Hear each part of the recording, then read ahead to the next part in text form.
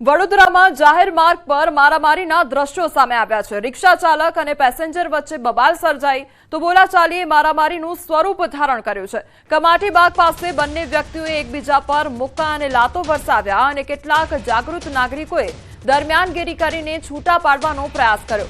ઘટનાની જાણ થતાં જ સ્થાનિક પોલીસ તાત્કાલિક ઘટનાસ્થળે દોડી આવી હતી અને મામલો થાળે પાડવાના પ્રયાસો હાથ ધરવામાં આવ્યા હતા।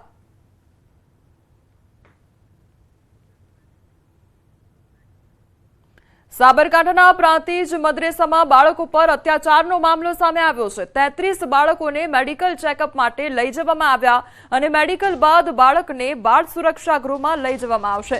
અત્યાચારના કારણે 8 બાળકો ભાગી છૂટ્યા હતા। 3 મૌલવીઓ સામે ગુનો પણ નોંધવામાં આવ્યો છે।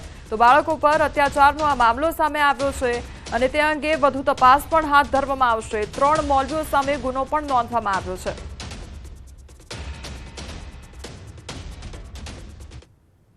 ડભોઈની હિન્દુ વસ્તીમાં લઘુમતી કોમના ઇસમે મકાન ખરીદતા હોબાળો મચી ગયો છે। હિન્દુ લોકો દ્વારા ભારે સૂત્રોચ્ચાર સાથે વિરોધ પ્રદર્શન કરવામાં આવ્યું છે।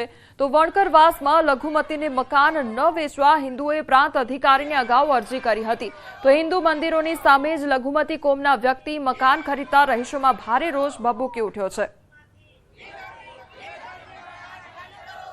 અમે આ માટે એસડીએમ સાહેબને પણ એક આવેદનપત્ર આપેલું છે। એસડીએમ સાહેબને લગભગ 20/2/25ના રોજ એટલે કે 2 મહિના પહેલા આવેદનપત્ર આપેલું છે, પરંતુ તંત્રએ આના ઉપર આજ દિન સુધી કોઈ પ્રકારનું ધ્યાન રાખ્યું નથી।